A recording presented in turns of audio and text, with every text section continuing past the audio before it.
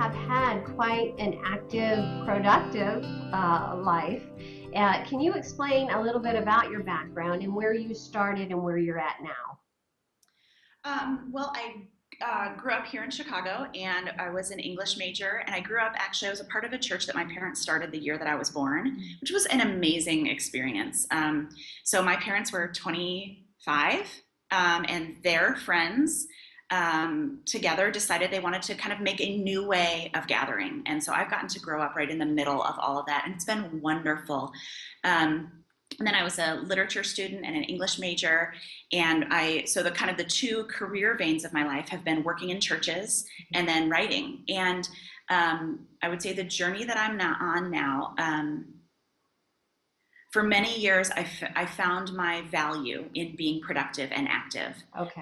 I wanted to be a contributor. I wanted to make the world better. I think my parents gave me such a great example of what it means to be productive, to create things, to build things.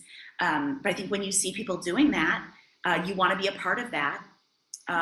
You don't always know what would happen to you if you weren't, right? Yes. And so I had to, in the last couple of years, sort of confront the kind of underside of that, which is I love being a productive, creative contributor. What if I'm not, though? Would I still be valuable on this earth? That's a scary thought. It is a scary thought. And I think that's the central question I've had to grapple with the last couple of years is, what if I stop producing? Will I still be loved? Will I still be safe? Will I still be accepted?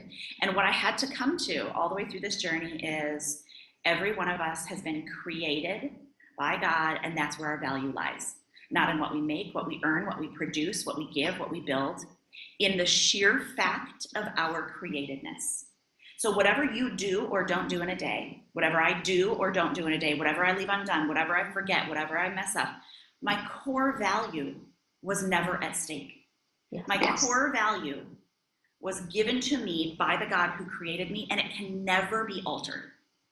And yours can't, and no one else's can. And so when you start your day or when you make decisions out of that place, you're very free then. You can contribute, you can build, you can play, you can rest, Right. You can do something really difficult or bow out of it because your core value on earth is not on the line.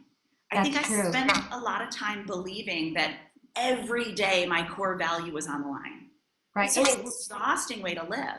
And it was directly linked to that word you just said just a moment ago in producing or productivity. And I think we're all a lot of us are really focused on that word. And, there is a chapter in your book that deals with that. And I believe you refer to it as dethroning the idol. Am I correct in saying that? The productivity is the idol, and it shouldn't be held up as an icon. I think I used productivity as the measure of my worth for many years. And now I don't see it that way. I see connection to God, to my own soul, and to the people that I'm closest to. Connection and wholeness and health as kind of the two things that's what makes, when I get to the end of the day and say, am I proud of the way I lived? I don't ask anymore, how much did I get done? I say, did I bring my whole self to the people that matter most to me? That's a new, maybe you could say that's a new productivity for me. Was I productive today? Yes, in that I connected deeply with my whole self, with the people that I love most. Yes, and that's what's important. That's what it all boils down to.